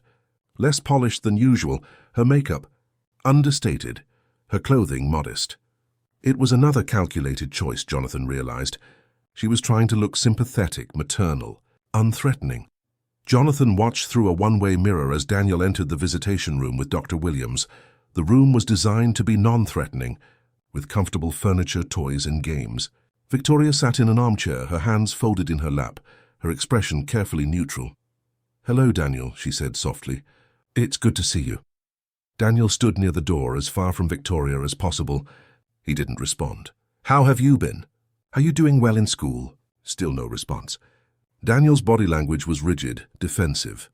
Victoria tried a different approach. "I've missed you. I know things have been confusing and scary, but I want you to know that I care about you very much." "No, you don't," Daniel said suddenly, his voice small but clear. "You don't care about me. You said I was a burden. You said you couldn't wait to be rid of me." Victoria's composure cracked for just a moment. "I was angry when I said that. I didn't mean it." "You meant it. You always meant it." Daniel's voice was getting stronger. "You locked me in the closet. You didn't give me food when I was hungry. You hurt me. I was trying to teach you discipline. I know it was hard, but it was for your own good." "Hurting kids is never for their own good," Daniel said, and Jonathan recognized his own words being repeated. "That's what Daddy says. He says adults who hurt kids have problems, and it's not the kids' fault." Dr. Williams was taking notes, her expression remaining neutral but supportive. She moved slightly closer to Daniel, a subtle gesture of protection. Victoria tried to reach out her hand toward Daniel. "Please, sweetheart, can we just talk? Can we try to work this out?" Daniel stepped back, pressing against the wall. "I don't want to work it out. I don't want to be near you. You scare me. I know I made mistakes, but I'm willing to change. Doesn't that mean something?" "No," Daniel's voice was firm. "Because you didn't want to change when it mattered. You only want to change now because Daddy found out." The honesty of a 7-year-old, unfiltered and devastating. Victoria's eyes filled with tears, but they seemed less genuine than calculated. Another performance. "Do you have any happy memories of our time together?" Victoria asked, her voice quavering. "Any moments when you felt loved?" Daniel thought about it, his face scrunched in concentration. Then he shook his head. "No, I was always scared. Even when you were being nice, I was scared because I knew it wouldn't last.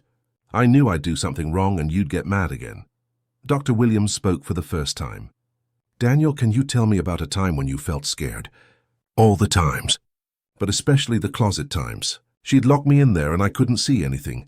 And I got so hungry and my legs hurt from sitting and I would cry, but nobody came. Sometimes I thought maybe she forgot about me and I'd be there forever." "How long were you usually in the closet?" "I don't know. Hours? It felt like forever." Victoria interjected. "I never left him for more than 30 minutes. He's exaggerating." "No, I'm not." Daniel's voice rose. "It was hours. I counted. I sang songs to myself to try to keep track of time. Sometimes the sun would be in one place when you put me in, and in a different place when you let me out." Dr. Williams made more notes. "Daniel, did anyone else know about the closet punishments?" "No, she only did it when Daddy was gone. She was always nice when Daddy was home. But then he'd leave and she'd change. She'd get mean." "Did you try to tell anyone?" "I tried to tell the housekeeper, Maria, but Victoria caught me and said if I told anyone else, she'd make sure I never saw Daddy again. She said she'd tell everyone I was a bad kid, and they'd send me away to a place for bad kids." Victoria's composure was slipping. "I never said that. He's making this up to turn everyone against me. I'm not making it up. I have recordings." Daniel looked at Dr. Williams. "I recorded myself on an old tablet. I was scared and alone and I didn't know what else to do." This was news to Victoria. Her face paled. "Recordings?" "Yes," Dr. Williams said calmly. "The recordings have been provided to the court as evidence. They corroborate Daniel's account." The room fell silent. Victoria stared at Daniel, and for the first time Jonathan saw genuine emotion cross her face. Was it anger, regret, fear of exposure? It was hard to tell. "Is there anything else you'd like to say to Daniel?" Dr. Williams asked Victoria. Victoria opened her mouth, then closed it again. Whatever she'd been about to say, she thought better of it. "No," she said finally. "I think we're done here. Daniel, do you want to continue this visit or would you like to leave?" Dr. Williams asked. "I want to leave, please." Dr. Williams nodded and stood, gesturing for Daniel to follow her to the door. The boy practically ran out straight into Jonathan's arms. "You were so brave," Jonathan whispered, holding his son close. "So incredibly brave." Daniel was shaking but not crying. He'd faced his abuser and spoken his truth. Jonathan had never been more proud.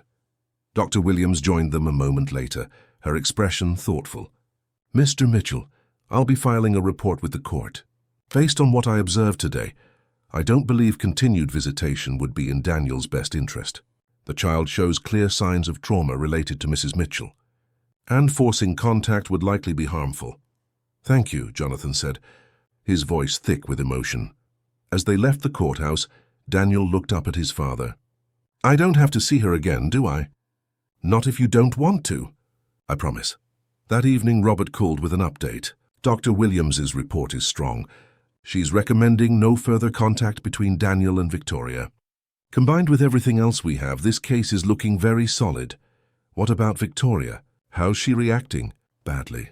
Her attorney called today suggesting we might want to settle.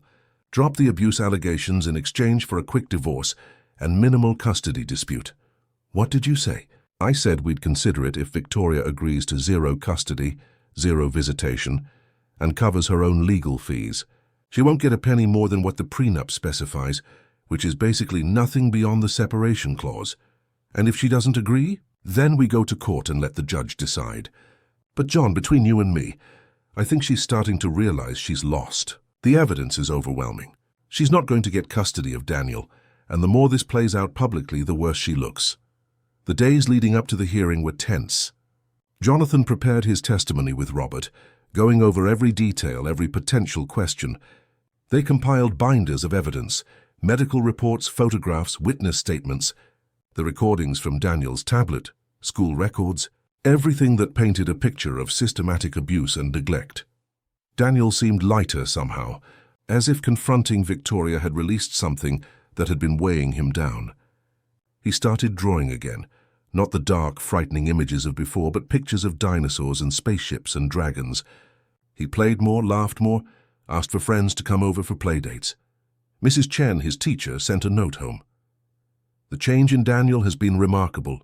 He's engaged in class, participating, smiling. Whatever you're doing, Mr. Mitchell, keep doing it. You've given that boy his childhood back." The night before the hearing, Jonathan couldn't sleep.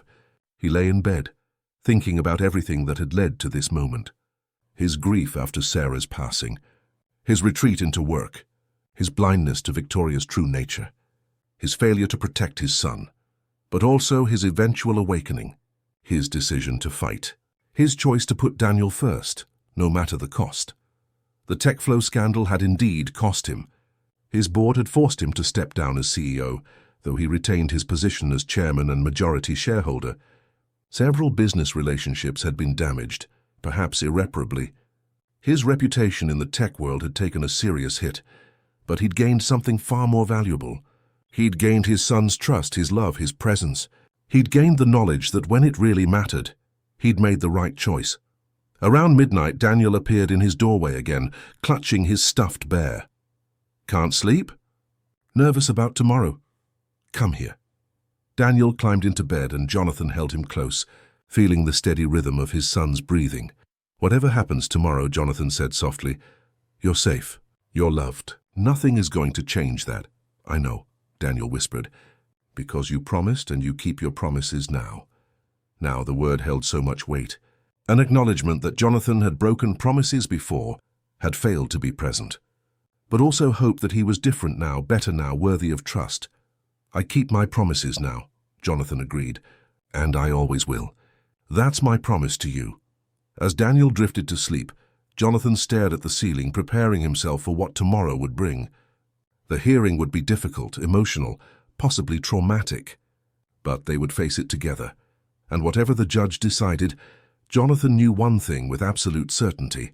He would never stop fighting for his son. Never stop protecting him. Never stop being the father Daniel deserved. The empire might be crumbling, but the family he was rebuilding would stand firm. That was all that mattered. The courthouse stood imposing against a grey October sky, its columns and granite facade suggesting permanence and authority. Jonathan held Daniel's hand as they climbed the steps, Robert Carson walking beside them with a briefcase full of evidence. Inside, the courtroom was smaller than Jonathan had expected, more intimate. Judge Margaret Harrison presided, a woman in her 60s with kind eyes but a stern demeanor. She'd built her reputation on protecting children, on cutting through manipulation and seeing the truth. Victoria sat with her attorney across the aisle, her posture perfect, her expression carefully composed. She'd dressed conservatively, a grey suit that suggested respectability.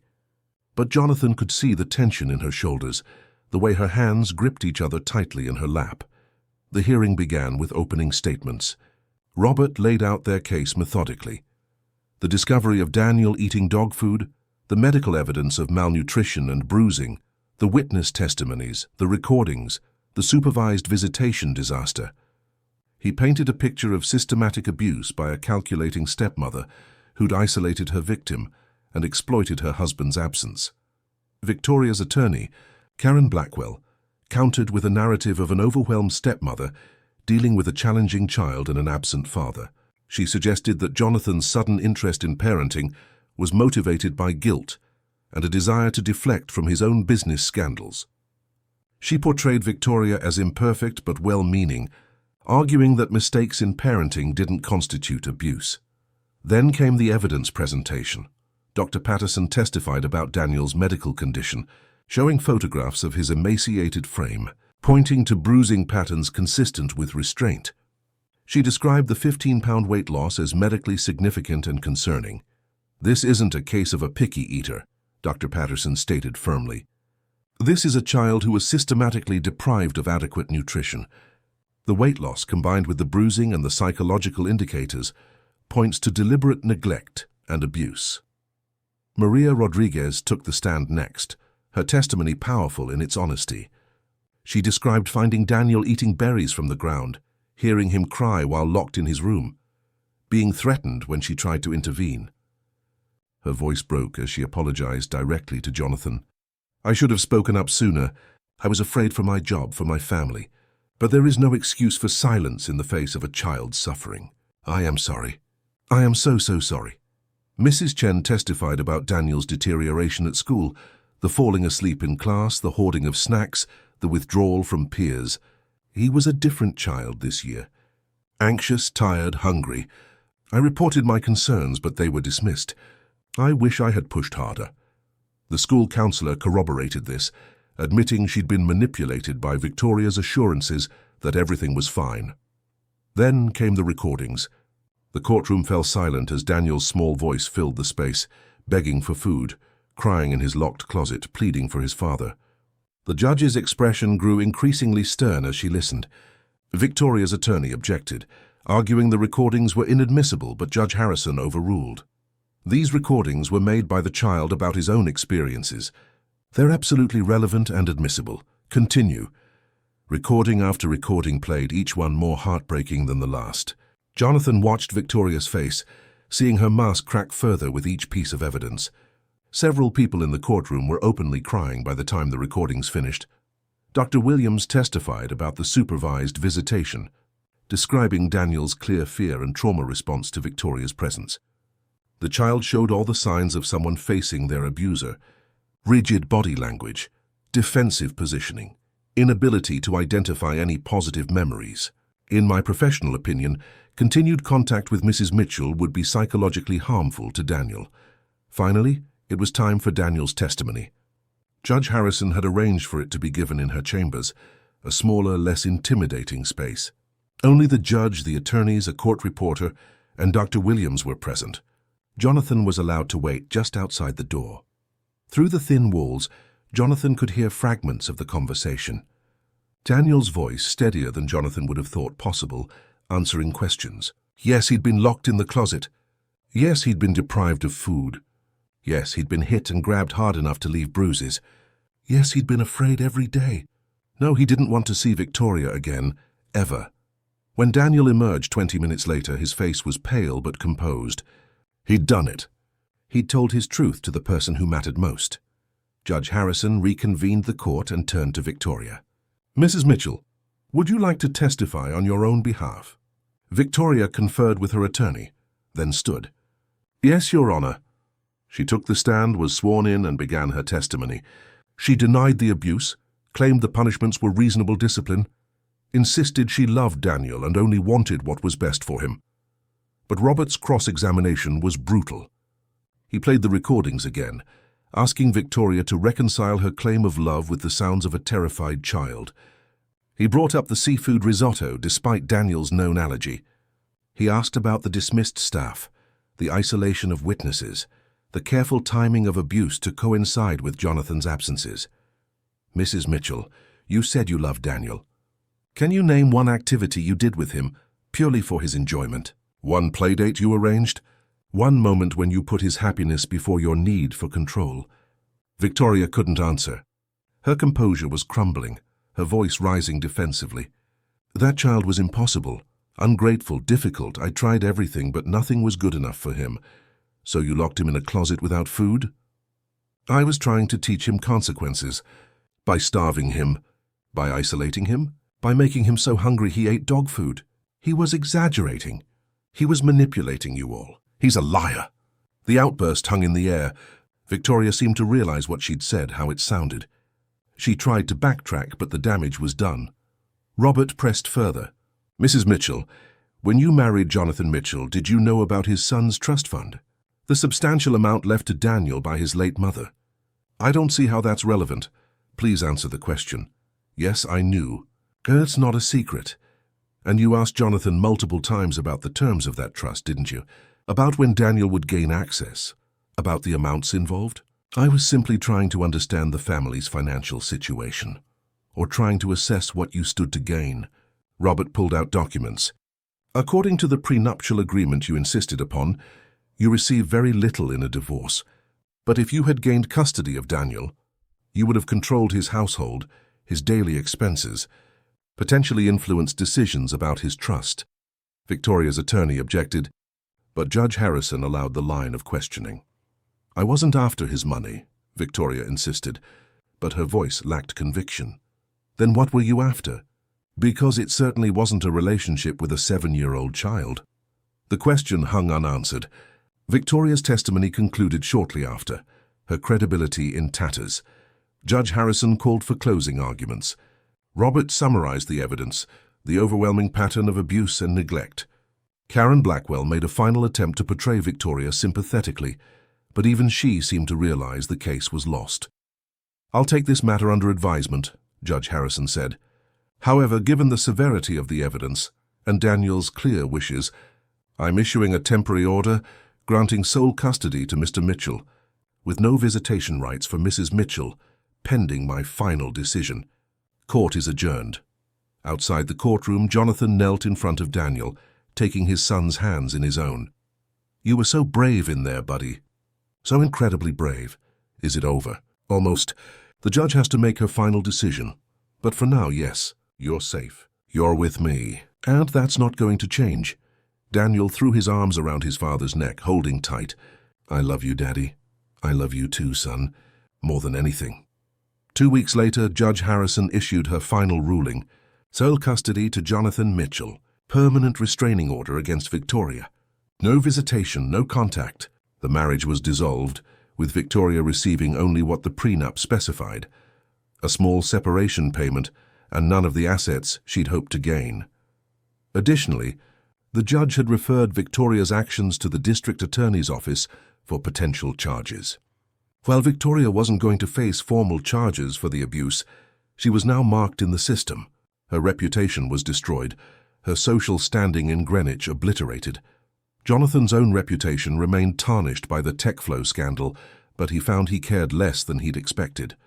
Some business relationships were irreparable, some doors permanently closed. But others saw how he'd fought for his son, how he'd chosen family over fortune and respected him for it. He sold the Greenwich mansion, the place that held too many bad memories. He bought a smaller house in a quieter neighborhood, a place with a big backyard and a treehouse, and neighbors with kids Daniel's age.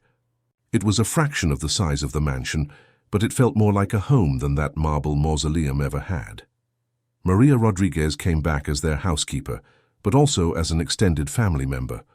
She fussed over Daniel making his favorite foods, listening to his stories about school, treating him with the grandmother-like affection he'd been missing. Jonathan restructured his work life completely. He remained chairman of his company, but hired a new CEO to handle day-to-day operations. He worked from home 3 days a week, attended every school event, coached Daniel's soccer team. He was present in a way he'd never been before. Daniel thrived. With therapy, proper nutrition, and consistent love, he transformed. The anxious, frightened child gave way to a happy, confident boy. He made friends, joined activities, brought home report cards full of praise from teachers. The nightmares became less frequent, then rare, then stopped altogether. One evening, about 6 months after the trial, Jonathan found Daniel drawing at the kitchen table. He looked over his son's shoulder and saw a picture of a house with 2 stick figures labeled "Me and Dad," a sun overhead, flowers in the garden, a dog playing in the yard. "That's a beautiful picture. Buddy, it's our house," Daniel explained. "It's happy. It is happy. We're happy. Are you happy, Danny?" Daniel thought about it seriously, then nodded. "Yes, I'm happy now. I wasn't before, but I am now." Such simple words, but they meant everything. Jonathan had lost his CEO position, damaged his business reputation, spent hundreds of thousands on legal fees, and sold his mansion. But he'd gained his son's happiness, his trust, his love. It was the best trade he'd ever made. As autumn turned to winter and then to spring, life settled into a comfortable rhythm. They had pizza Fridays and game nights and Sunday morning pancakes. They planted a garden together, adopted a rescue dog named Buddy, and built model rockets that they launched in the park. Jonathan taught Daniel about business, but also about ethics, about how the pursuit of success meant nothing if it came at the cost of your integrity. He was open about his past mistakes, using them as teaching moments. "I did some things I'm not proud of," he told Daniel one day. "I hurt people in business because I thought success was the most important thing. But you know what I learned?" "What?" "That success without character is worthless. The only things that really matter are the people you love and the way you treat them. Everything else is just noise."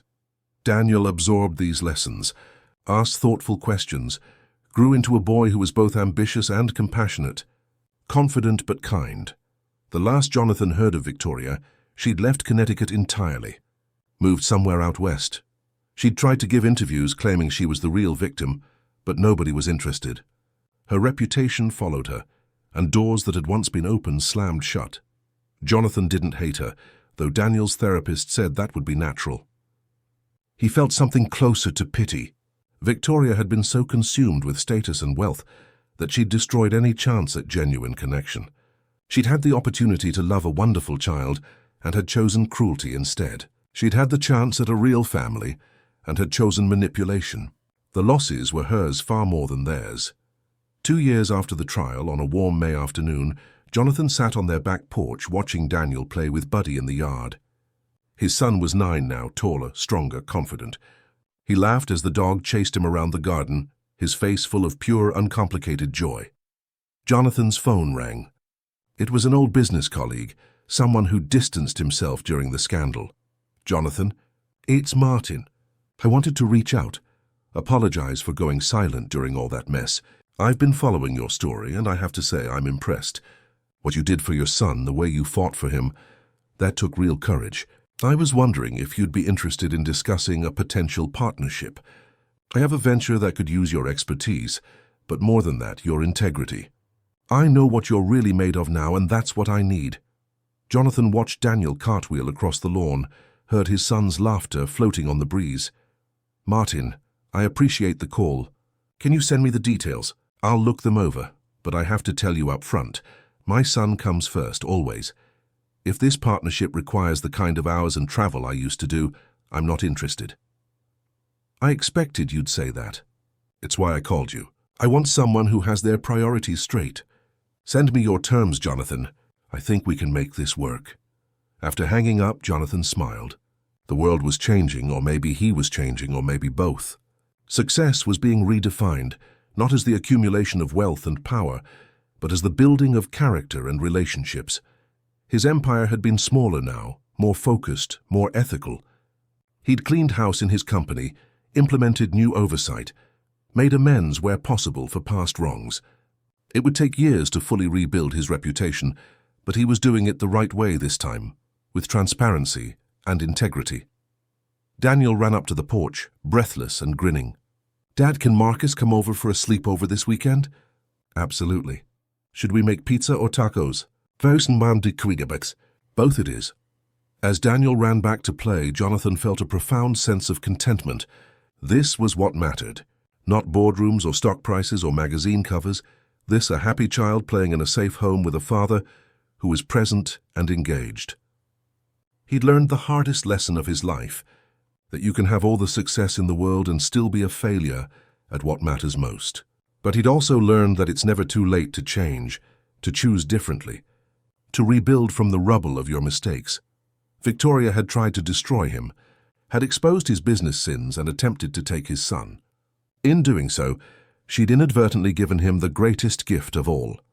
She'd forced him to confront his choices, to evaluate his priorities, to become the man and father he was meant to be. For that, in a strange way, he was almost grateful. As the sun set over their backyard, painting the sky in shades of orange and pink, Jonathan called Daniel inside for dinner. They sat together at the kitchen table, laughing and talking about their day, making plans for the weekend, just a father and son building memories that would last a lifetime. No mansions, no staff, no displays of wealth. Just love, presence, and the quiet joy of a safe home where a child never had to be afraid again. It was everything.